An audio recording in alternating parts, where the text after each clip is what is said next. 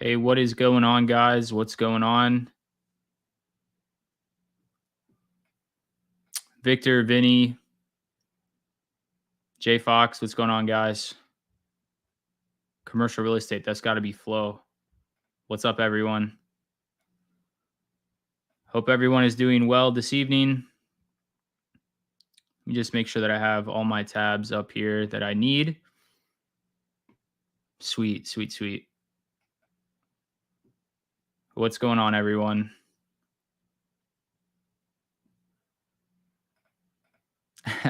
Rock Lobster says probably better. He says probably better connection than Clearinghouse had today. Let me just make sure I get this link out to everyone.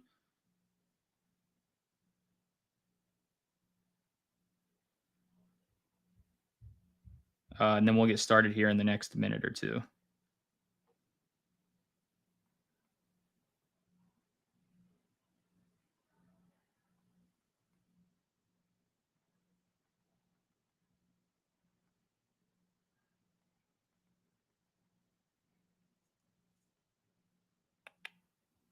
And then we'll get started.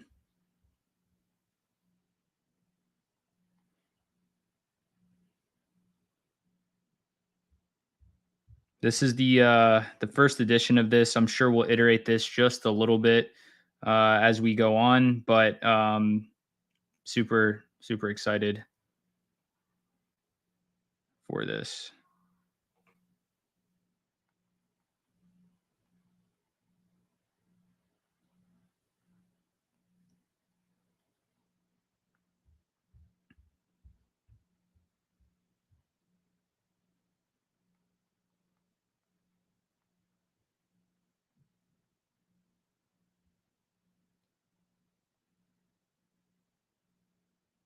All right. Let me make sure that it's posting.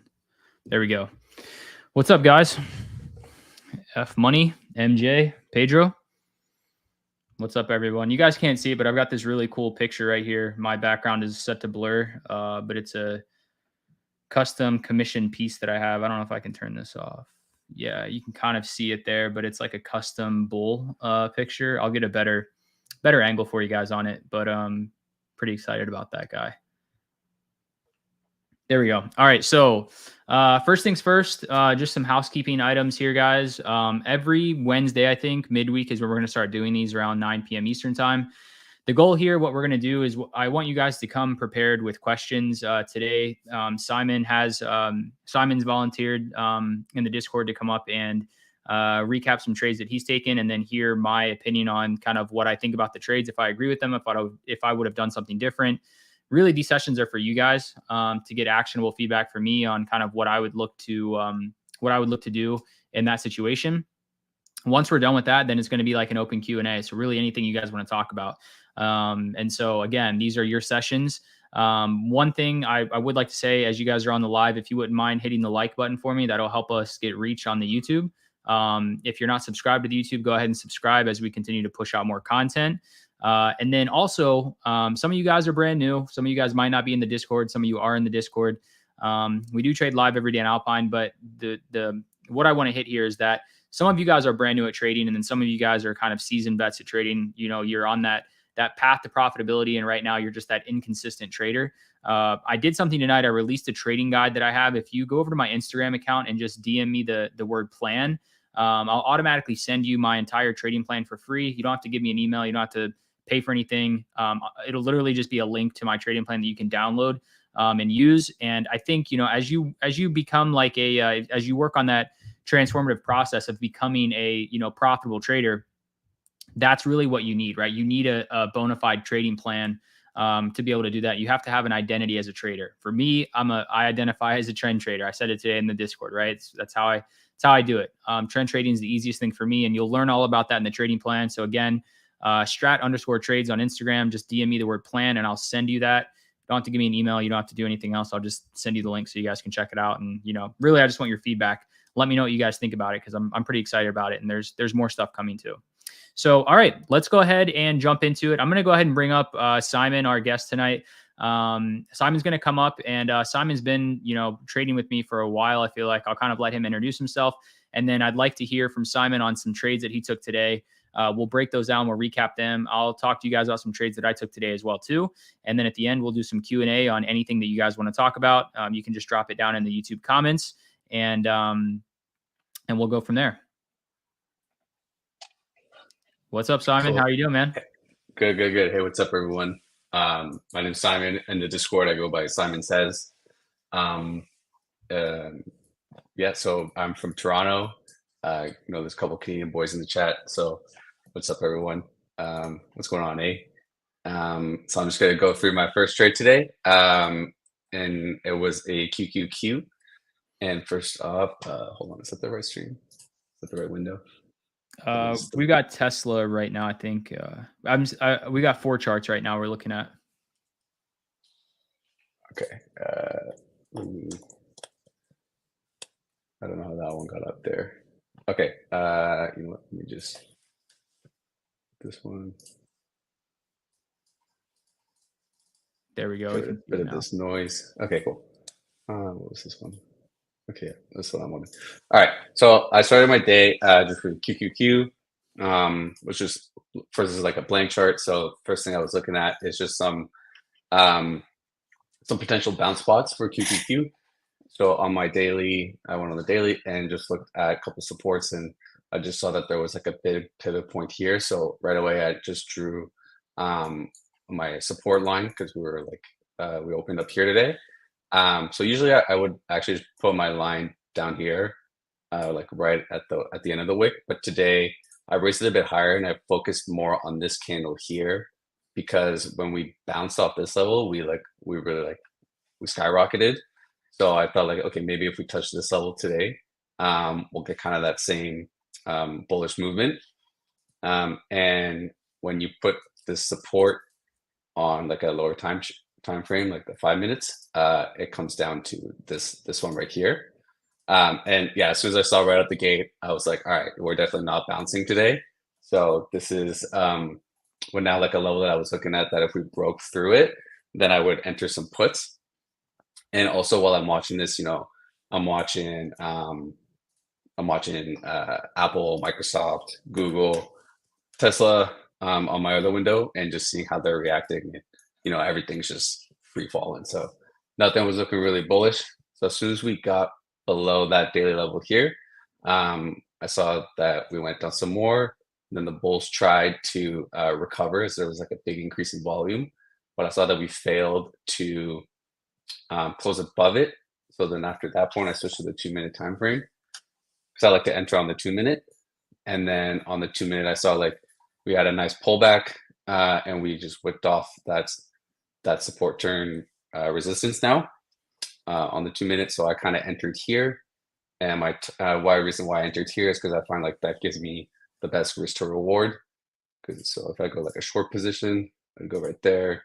My stop is above this level, and my first target was the next daily support down here, kind of giving me like a 3-to-1 risk to reward, or almost 1 to 4.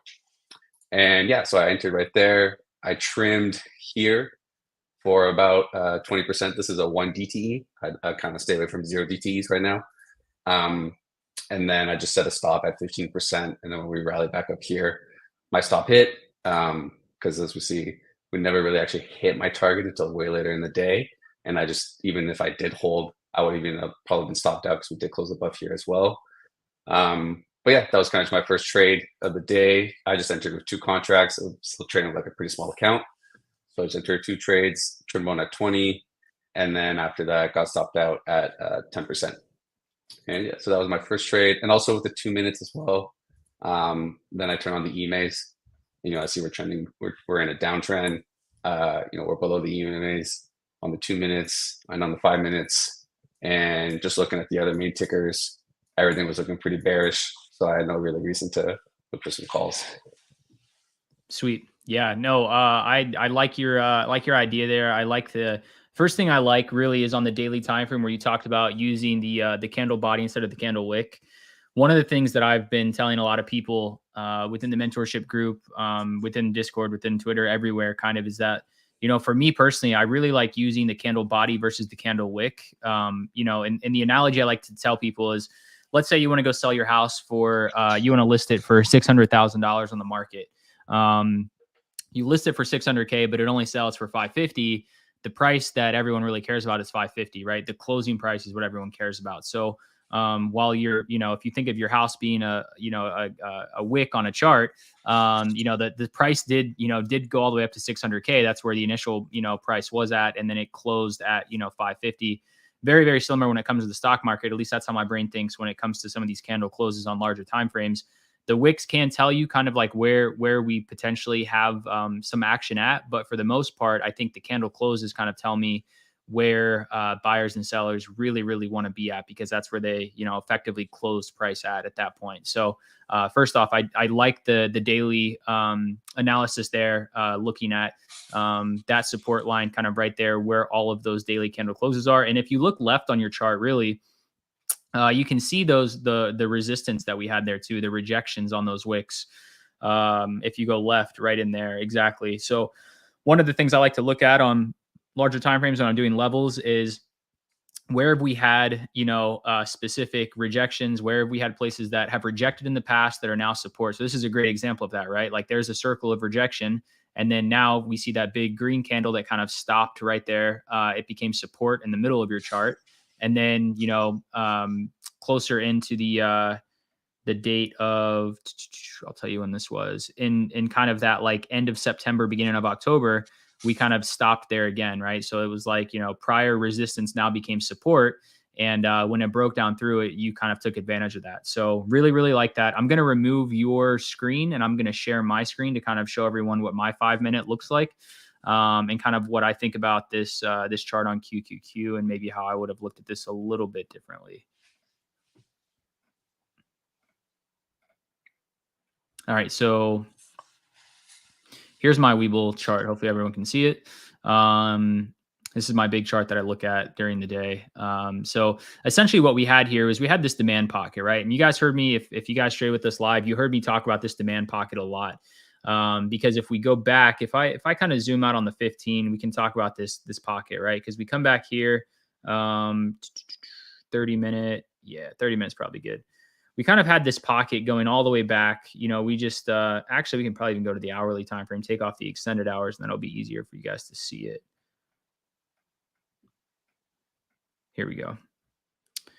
So we had this demand pocket that we continued to hit, right? We came down to it, we pushed down underneath, we held, and then we pushed back up. But essentially in this area, this is every time we sold down from that 357 area, we seemingly came back down into this demand pocket that I continue to talk about. And I think we even came down. Yeah, we came down here again. We gapped down underneath of it back at the beginning or mid-August, fell into the demand pocket at 354. And then here again, we kind of lost 357.84, fell down to the demand pocket, pushed back up, fell down from that same level to the demand pocket, pushed back up, right? Fell down from the demand pocket, pulled down, pushed back up. And then we gapped down today and we were in this demand pocket today. And here's the daily candles, right? Or the candles of the day right here. So now when I go down into smaller time frames, I turn my extended back on, we can kind of see here what happened. So in pre-market on QQQ, I already knew, like, I didn't want to go long on QQQ until we broke over this 357.84 level that I have. We respected it really well in the after hours session. We respected it very, very well in the pre-market session. And so I didn't want to go long until we could break upside here and then push to our next target of 360, over that getting 363. At the same time, I really didn't want to short until we were able to get down through this demand pocket. And you heard me say it a lot on, we were trading SPY this morning until we got froze on those contracts, unfortunately, which I think everyone did. But I kept saying, if we really break this demand pocket of 353.26, 353.25, we had a really good shot to go down and get that kind of 350 area, right? And that's exactly where we went to, because as soon as we broke down from this pocket, we came all the way down to our next level at, basically 350.75. We didn't get all the way down to 349.26, but we did get, 349.75. And so for me, I think your level was up here, Simon, a little bit, like in that 355 area, the level that you had. So I actually like that play, because if we break down through that level, for me, what I'd be looking at, I'm sure, did you take that within the first maybe 5 minutes of the day opening? No, it was the second candle, like a little bit above the body close. Okay, perfect. Yeah. So I did But yeah, I did have like yesterday's lows marked as well. Yep. Yep. Um, and yeah, as soon as we shot through that, like you could have entered there too, but I didn't look at the chart in time to enter that Yeah. position. Yeah. Good point there. Right. And one thing I'll tell everyone too, like if you guys are new traders, the one thing, at a minimum, like always have your prior day high, prior day low, pre-market high and pre-market low marked. If you don't know how to chart levels, that's okay. I'm working on a course right now for you guys that I think we're just going to be giving out for free on all of that stuff. So more to come on that soon, but for now, at a minimum, what you guys should have is just pre-market high, pre-market low, prior day high, and prior day low. So you should have a minimum of 4 lines on your chart every day. No matter if you're new to trading, if you don't know what levels are, they will really help you if you guys have that. Because just like Simon just like Simon says, if you break under, a prior day low, we typically see some continuation, right? So we broke the prior day low on QQQ, 355.79, and we saw a massive sell down into our demand pocket there. So like a trading strategy for that could be, okay, as soon as we break down under prior day low, I'm going to go short on QQQ, grab some puts, and I'm going to target this demand zone because we know that this is an area that every time we lose 357.84, we eventually make our way down into this demand zone. So this was a pretty nice trade at open here. Really like that trade. For me, I kind of feel like I missed this opening kind of pullback on or this opening kind of fall on Qs and on SPY. I took SPY instead because I was a little worried about this demand zone pocket. And you heard me say all morning the 353.25 area had to break, and if it did, SPY would see 417 and QQQ should see 350. That's what it did, prior, after it kind of bounced us out of this demand zone and back down in. But yeah, overall, really great trade. I like the fact that you had predefined risk, you know what you were looking for. You had a target to go to. And so at the end of the day, I think, in our space, a lot of times people talk about risk management and they only really talk about it from like the loss perspective, right? Like, how do you manage your risk when you're in a losing trade? And I think not enough people talk about risk management when you're in a winning trade. How do you hold your winners to a target? How do you hold your winners longer? Because when you get into a trade, like you probably know this too, Simon, like if you get into a trade and you don't know where you're going to sell it, it's like you're kind of like trading blind. But if you get into a trade and you have a level that you want to trade to, then you have a target that you can play to that you're ultimately looking to, sell half of your position or sell all of your position once you hit your target or whatnot. So yeah, great trade on Qs. I definitely feel too.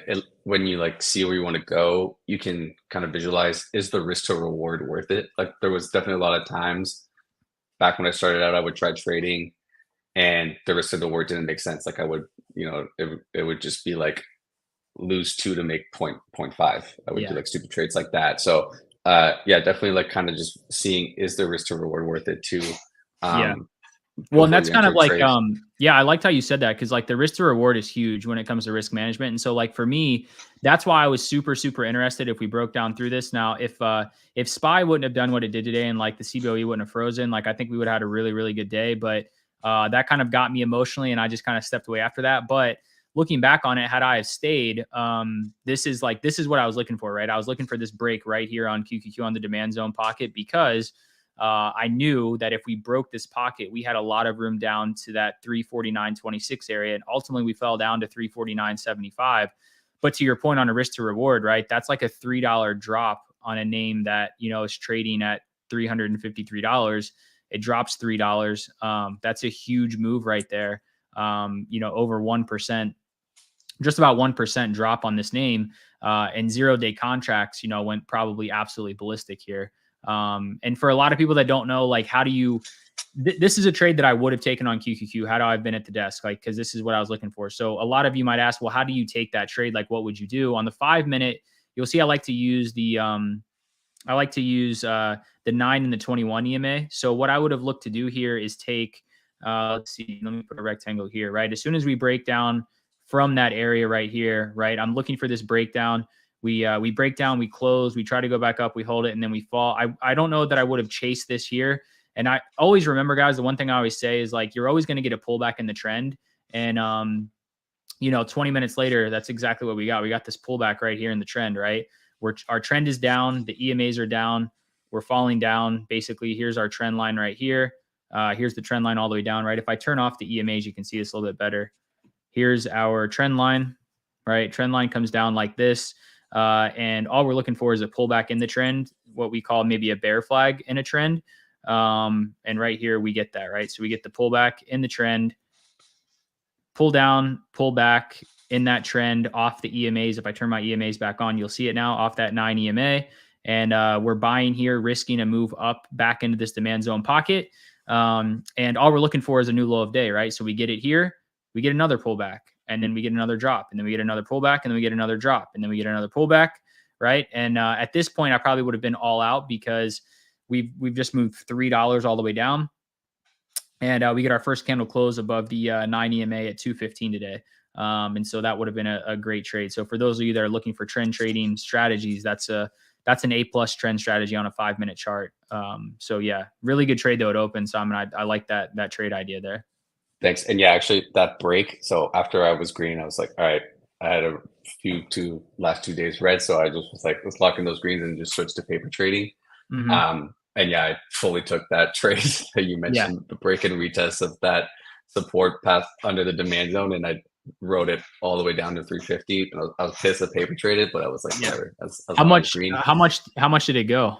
Yeah, so that one DTE went to 120%. And then I looked at the 0 DTEs and yeah, they went up to like 500%.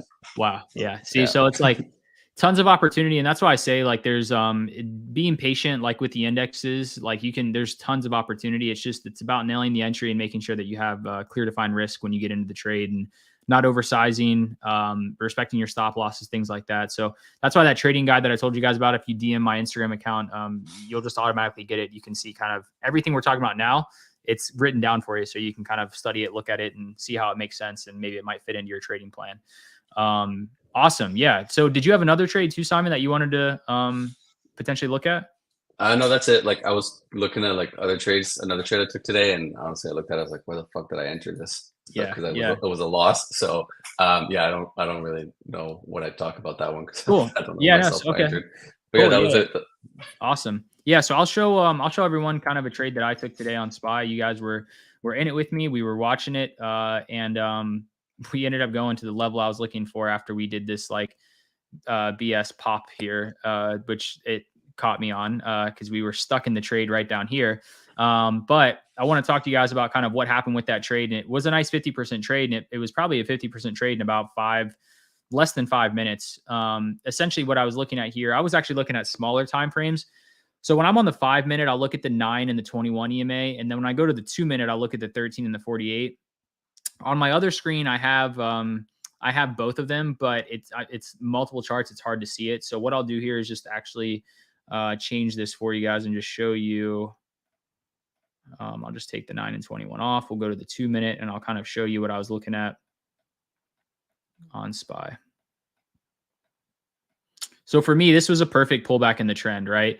I told you guys like how Simon kind of caught that. And I was like, yeah, I just couldn't find a pullback because we got 1, 2, 3, 4 red candles in a row. And again, I really didn't want to short until we got under that 420.34 level. That was like my key level that I wanted to short from. And so I didn't want to go short just yet. When we broke down through it, we just kept falling. And that's one of the hardest things to do, as a trader, is like where you just continue to fall. And it's like, it really tests your FOMO and your patience, because as you just keep falling, you're like, man, you start thinking, right? And you were like, man, if I would have gotten in up here, I'd be up, 80%, 90%, 100%. But, with anything, with any stock, there's always going to be pullbacks. There's always going to be retracements in the name. And you can see it happen, right here, right? We just got this pullback into this EMA. So like, we had the solid trend. So as a trend trader, and you guys, again, you'll see that in that trading guide that I have, I'm looking for 3 things, right? I'm looking for the trend and the momentum. Then I'm trying to buy a pullback, and then I'm trying to ride the wave. And when I say ride the wave, I just want to ride the profits as long as I can. So as a trend trader, your goal is to find the trend, buy a pullback in the trend, and then stay exposed to that trend, the winning trend, as long as you can, right? So we've got trend, we've got momentum. Here's the pullback, and I bought right here. I literally bought right here because 2 reasons. I had a key level right there, and I had an EMA right here. So it's kind of like I had 2 points of confluence. Apple was still pretty weak. QQQ was pretty weak. Like Simon said, we were under prior day low. It was pulling down.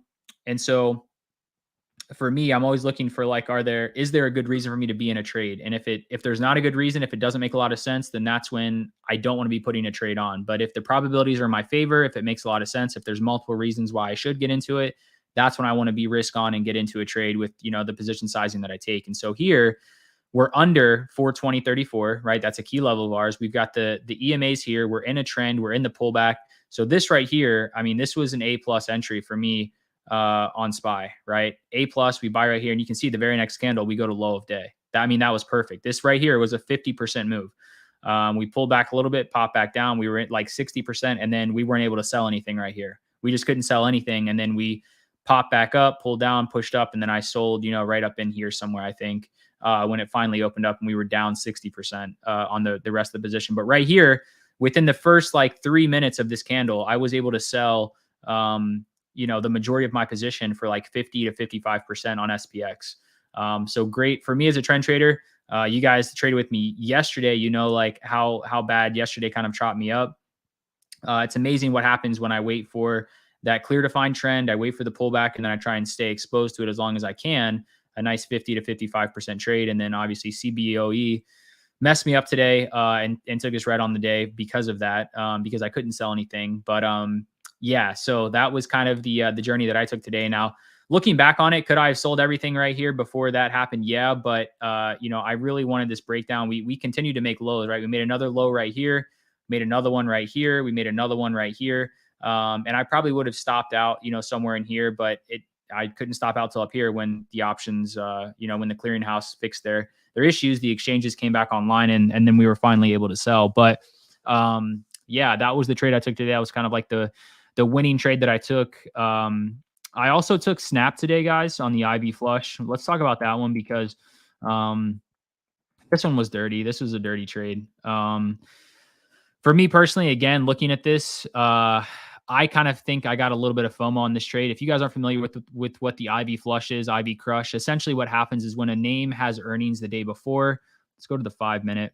When a name has earnings the day before, right here. Here we go.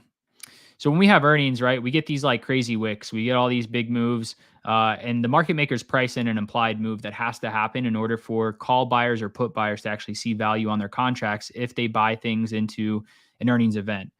Unfortunately, what happened on Snap was that the implied move was like 20%, and it opened up like only 4% positive, right? Because it moved up, it moved down, and then it stayed flat into open. So into open, what happens is people that bought calls or people that bought puts, those positions get decimated with value. They lose, sometimes 50, 60, 70, even 80% value sometimes. And essentially the what's going on there is that and NASA on Twitter made this kind of popular. People started to kind of figure this out when he talked about it. But essentially, one man's trash is another man's treasure, essentially, right? Like someone is selling these contracts for a big loss. They're trying to get out of it because they're down 50% or more. And that's where you can kind of come in and scoop up contracts. If you can determine the volume at open, which I thought we did, because we started pushing, we almost got those 11s in the money. They were up like 20%, and then they pulled back down. And you can see here, we couldn't hold that 1051. So in hindsight, what I should have done was wait for the 2 minute, because I'm always looking for key levels when I'm playing the flushes too. So in hindsight, what I should have done was waited for this 2 minute to actually close over 1051. And if we got 2 rejections there, then I could have shorted and I could have wrote it back down to this big, key spot here at, 970. Unfortunately, I didn't do that. So I took a loss at open on this IV flush play. But tomorrow we actually have another IV flush play, which you guys will hear me talk about in pre-market. It's Meta. So if I go to the 5 minute on Meta, turn off my EMAs here. You guys will see here. Here's Meta, right? So Meta's implied move, I think, is like 9%. And you can see up here, we're down 3.3%. So this is an interesting one because the implied move, we could go all the way down to 275 tomorrow. We could pop all the way back to, 300 tomorrow. But Meta could be a really, really nice flush play. And we've got a lot of key levels here that we can play off of. So hopefully I don't make that same mistake twice tomorrow is what I made today. But yeah, so those are the 2 trades that I wanted to recap with you guys.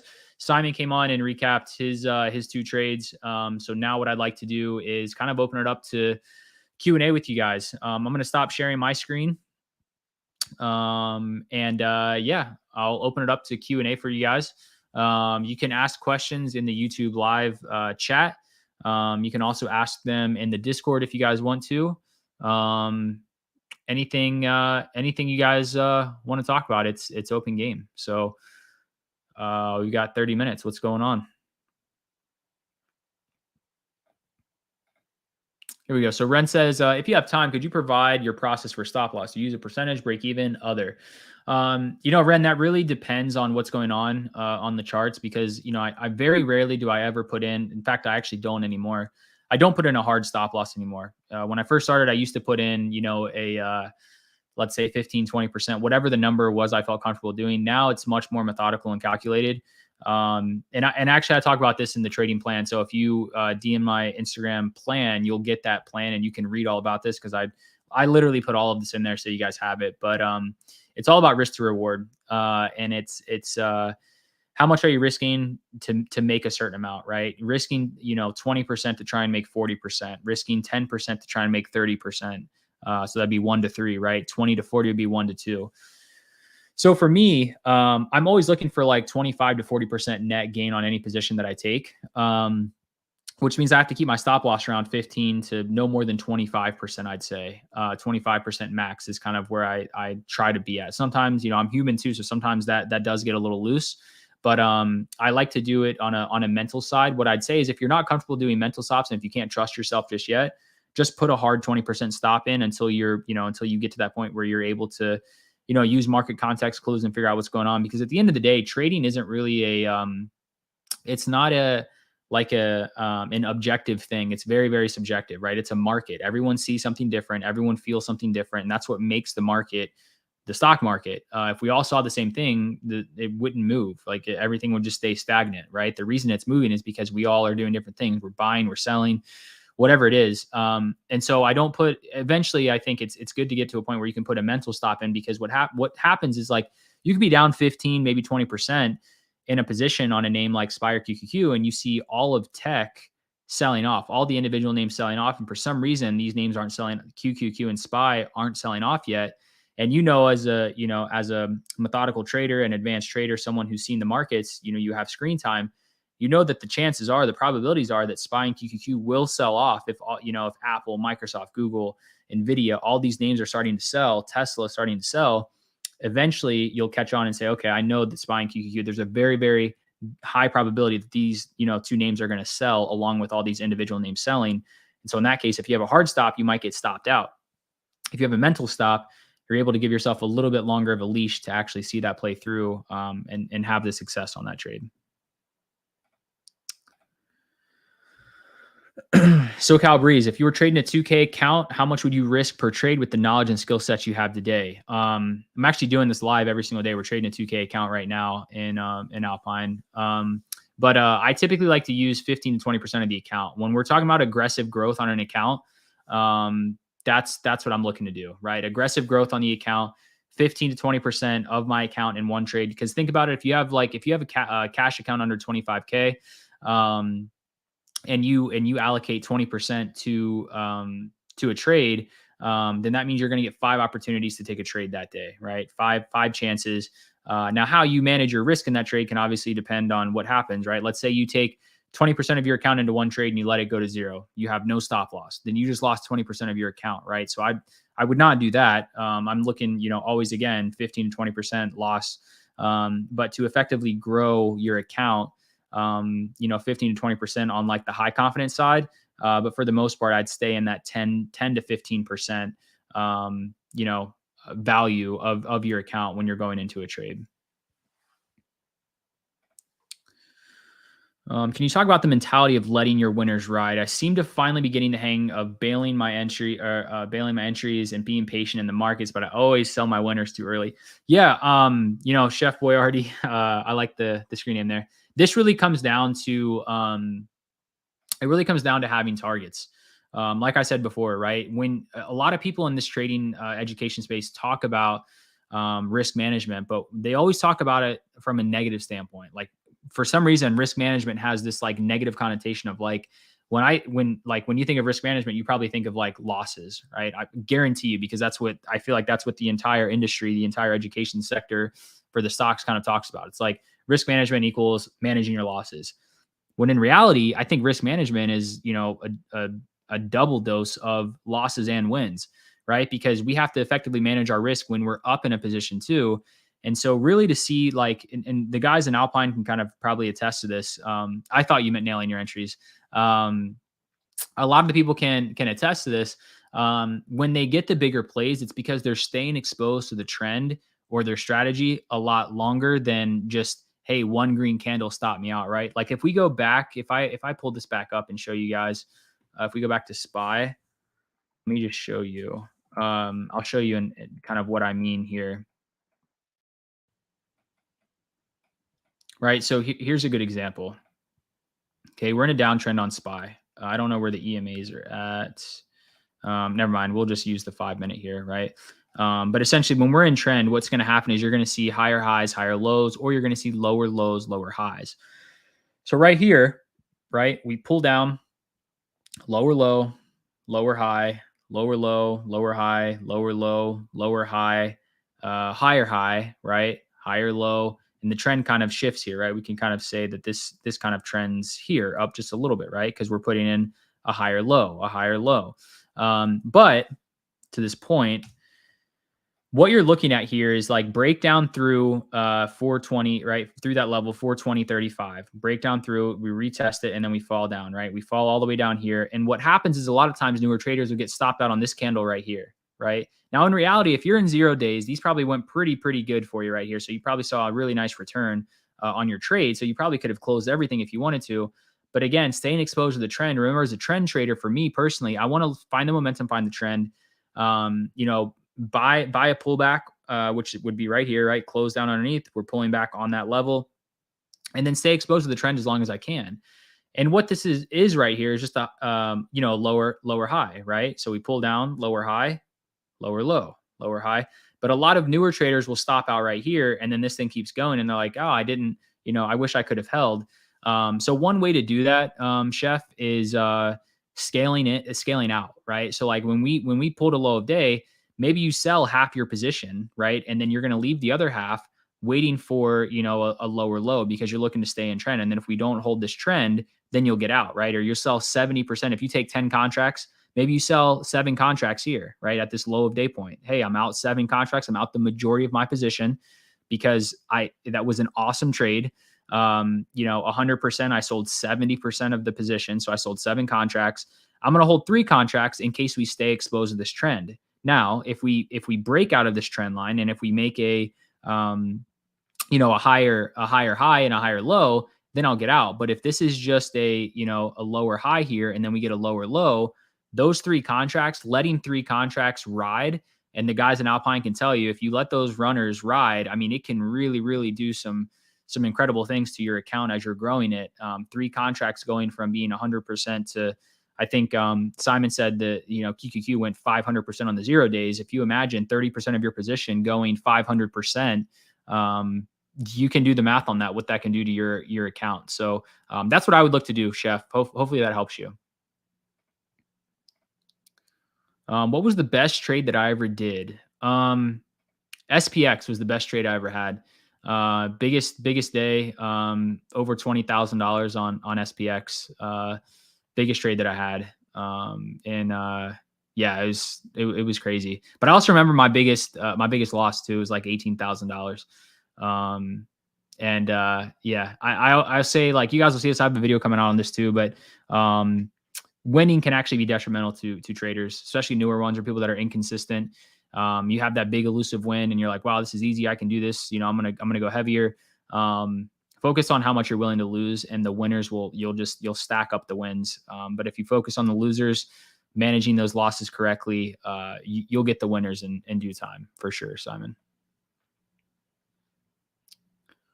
Of course, Ren. Of course. Before trading, Simon, I was interesting background. Played collegiate baseball, worked in professional baseball, worked in banking, didn't work on Wall Street, commercial banking. I then went into corporate finance. health system, health tech firm, and then a SaaS company in New York City, tech firm as well, doing corporate finance. So always corporate finance. Undergrads in corporate finance, masters in finance. But what I'll tell you is that like you don't need any of that to be a successful trader. I talk to a lot of people who are like, man, I'm intimidated by the math. I don't know math. I don't know charts. I don't know geometry. I'm like, you don't need to know any of that stuff. I mean, you guys know you don't have to know calculus and any of that stuff. Brandon, can you do a Webull screen setup for the way you trade on mobile or PC? I mean, I can show you right now. Let me share my screen. I'll show you exactly what my screen looks like when I'm trading. This is my Webull setup right here. You guys can see it. I've got 8 charts. So I've got SPY up here on the 2-minute. I've got QQQ right here on the 5-minute. QQQ on the 2-minute. SPY on the 5-minute. I've got Google. I've got Snapchat. I've got Meta here.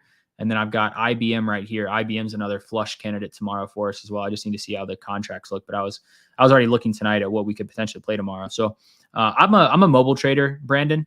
So this is what I look at. You know, this is what I use, right? I use my phone to execute the trades.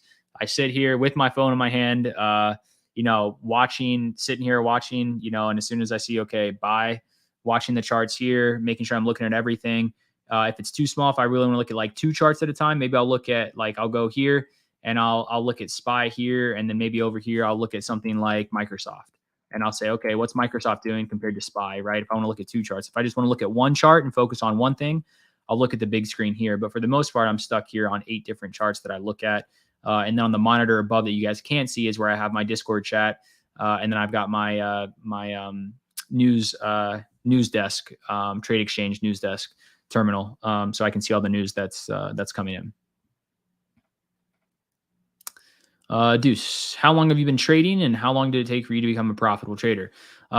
Very good question. I have been trading since 2019, but I have not been an options trader since 2019. I really wish I knew options back during the meme stock run. I got into options in late 2020, early 2021, dabbling into it, but I didn't know enough about options.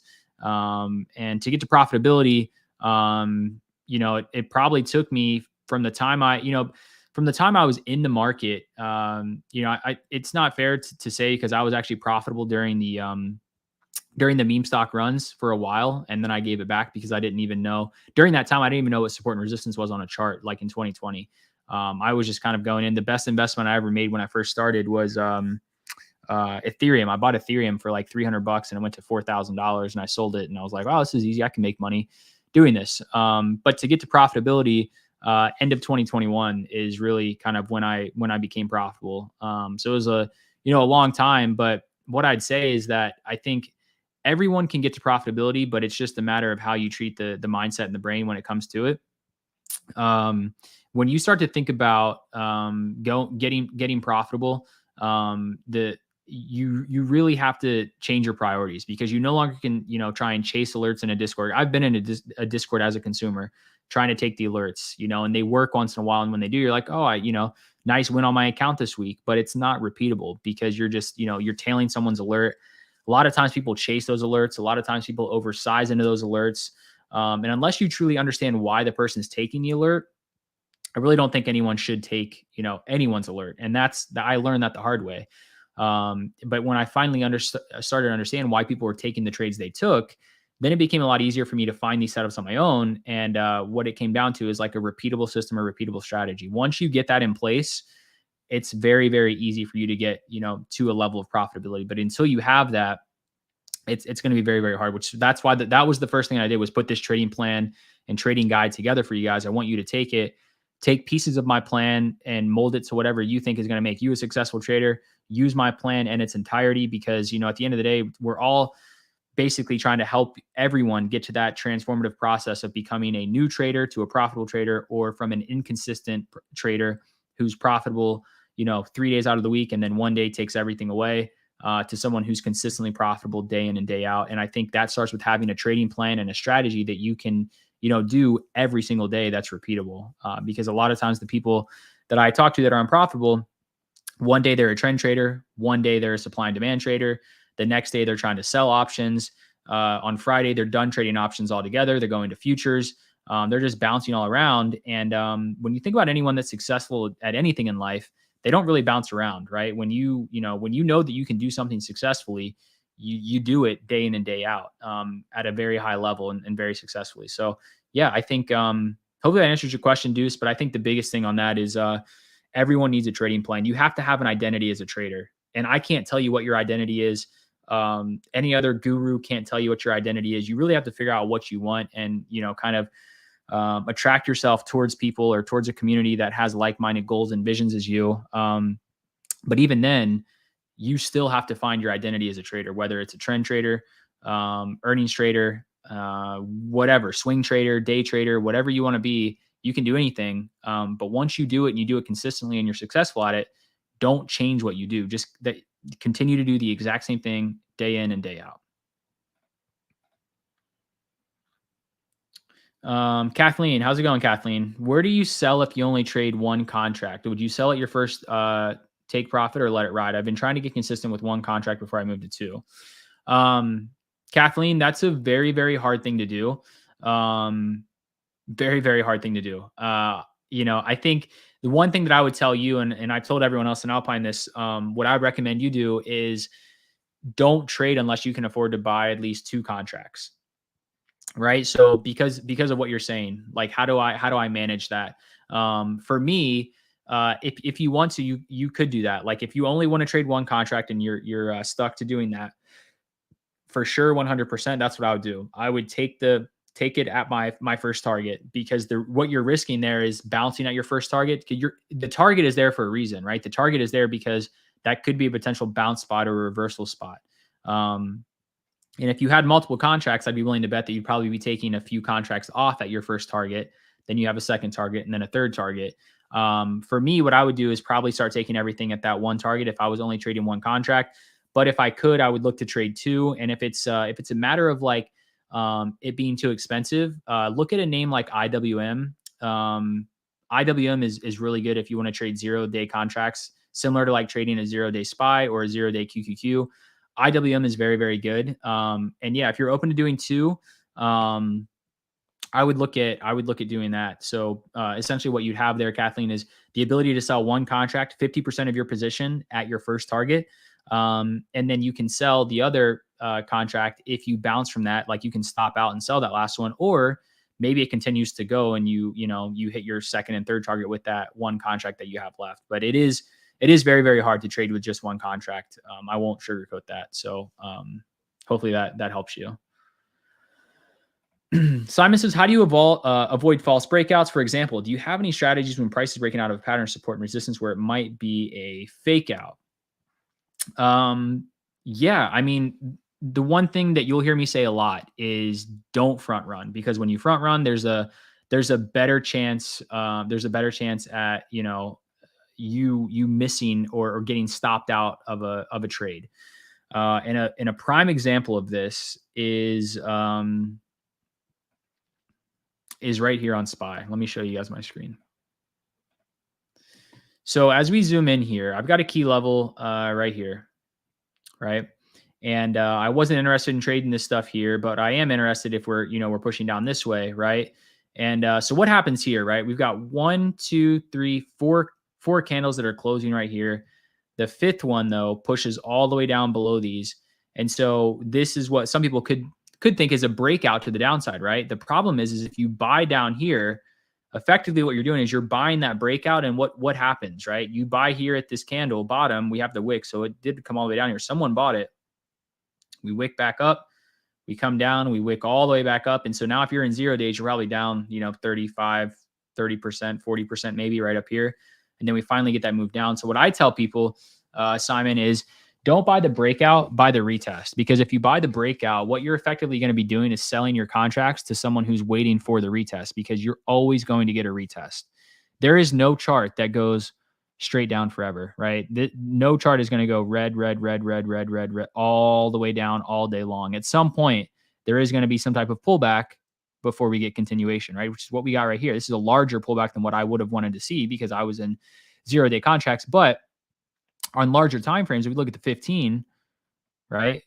That's effectively what happened, right? We pushed all the way down, we based, we pulled back, and then we pushed all the way down. So buying the retest versus the breakout is the best way to do it. And the first thing that you have to do is have really good levels, Simon. So once you have levels in place, then you can do that, right? I've got a really good level here at 420.35.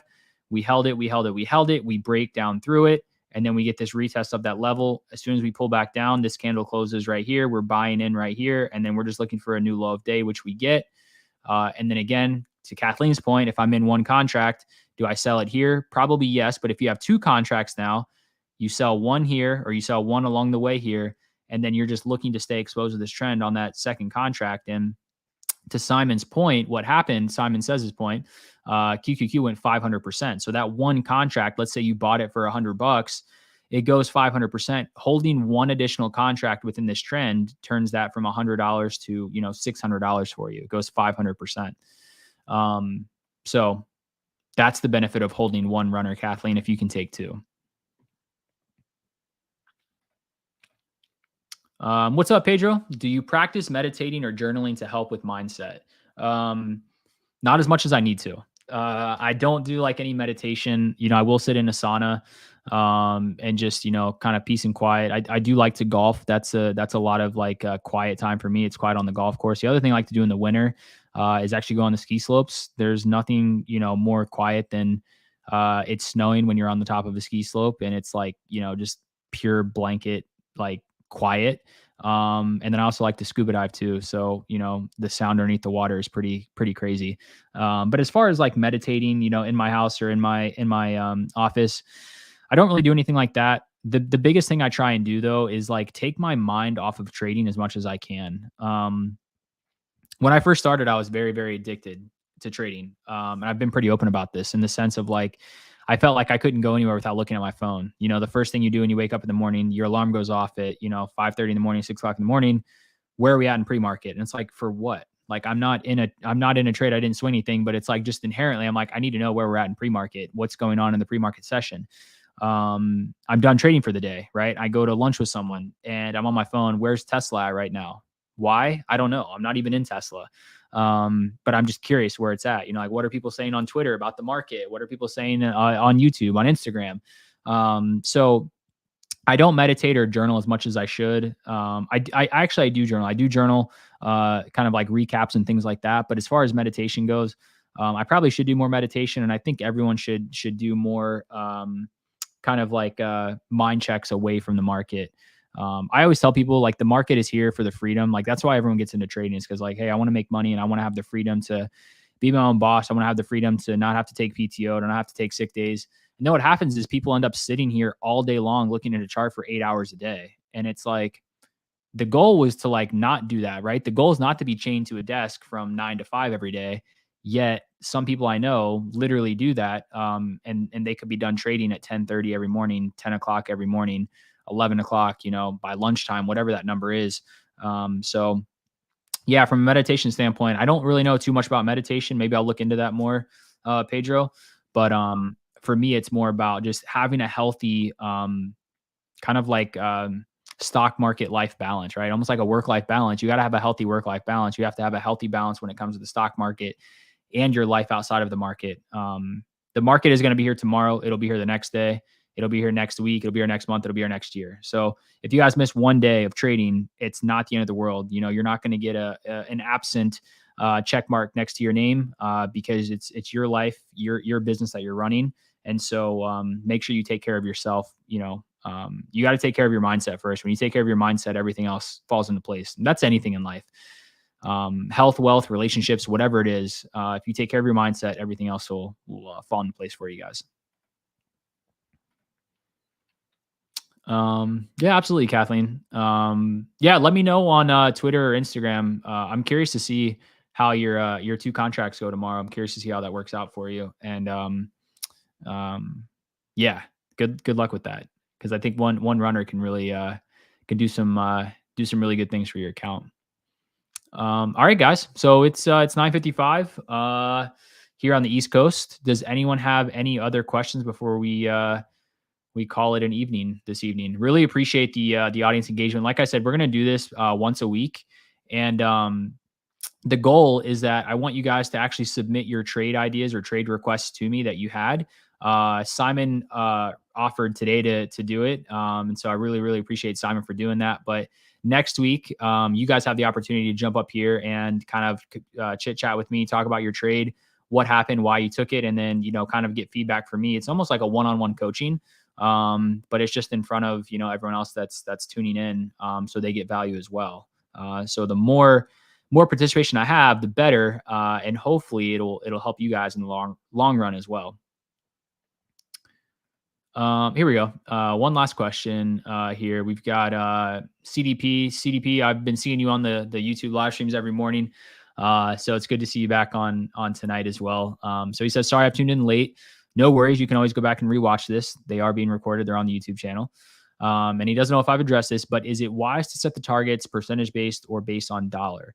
I'd actually say neither, CDP. And if you're going to pick one, I would pick percent, not dollar, because remember, dollar is all relative based on how much money you have in your account, right? If you and I both take a trade and you have $1,000 account and I have a $10 million account, and we take SPY puts and we size in the same percentage of our account, and it goes, let's say 20% in our favor. Let's say I've got $1 million in mine and you've got $100 in yours. We get a 20% trade, right?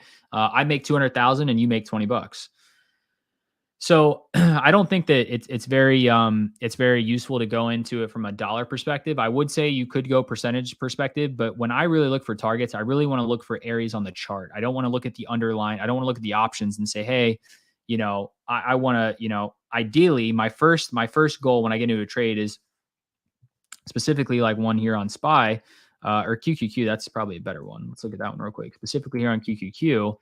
What I'm always looking for is like, hey, if we break this demand zone, which we talked about today, I'm looking for a move down here to like this 349 level. And I know that if I do that, that's going to be a massive move on 0-day contracts, because that's a $3 move. That's a 1% move on a name that typically doesn't move 1% in a day. And these contracts went 500%. So like if my target was 100%, I might have gotten it right here on 0 days, right? And then I just left all this money on the table because I didn't stay exposed to this trend that we had, right? All the way down here, where we just continue to make lower highs, lower lows, lower highs, lower lows. So for me, it's all about having those targets on the chart to play to.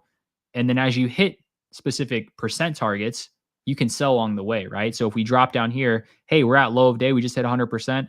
I'm going to take a certain amount of my position off, right? That's where I say scale and trail. Scale some here and then trail your stops. And we're just going to trail the stops if we just keep going. And on a day like today, this is where runners pay, because it continues to fall, right? Push up, pull down, push up, pull down, push up, pull down, push up, pull down. So good question, CDP, but I don't think it's percentage or dollar amount. I think it's more based on really more based on the sorry, I just messed up our screen there. Yeah, more based on the chart itself and levels on the chart. So appreciate it, Flo. Appreciate all the kind words, guys. Appreciate all the questions tonight. We've been at it for about an hour, so love hanging out with you guys. Love doing this. We'll continue to do this every single week. Yeah, grab a drink, grab a nightcap, grab some dessert, whatever it is you want, and we'll do this every week. Hopefully you guys liked it, and be back at it next week. So keep an eye out. Make sure you like if you guys can like this live, it'll really help me out. And then if you subscribe to the YouTube, that'll help out as well. And we'll continue to do these. And hopefully next week, you guys can message me on Instagram, Twitter, Discord. If you want to jump on next week, you can jump on, and you can be one like Simon was today. They can come up, and if you want to recap a trade, you really don't understand why you lost, or you want to talk about a good trade that you took like Simon did, happy to talk about great trades as well. Just kind of get that one-on-one with me, kind of like I said, almost like a coaching session, kind of what my eyes saw. And then, I'm sure if you had a question, there's probably a bunch of other people that kind of have a similar thought or similar question. So, yeah. And if, like I said, guys, if you haven't yet, message me plan on Instagram. I'm sending out the link to that trading plan, so you guys have that. You can start reviewing that. I think that'll really help a lot. If you don't have an identity as a trader, it will help you kind of at least look at what my identity is, and then you can kind of build your identity off of the plan that mine is, and alter it based on how you like to trade. So appreciate you guys. signing out for the evening. Have a great night. I will see you guys tomorrow in the pre-market session before we go live at 9:30 like we do every single day. So peace out, guys. Thanks, Brent. Talk to you guys soon.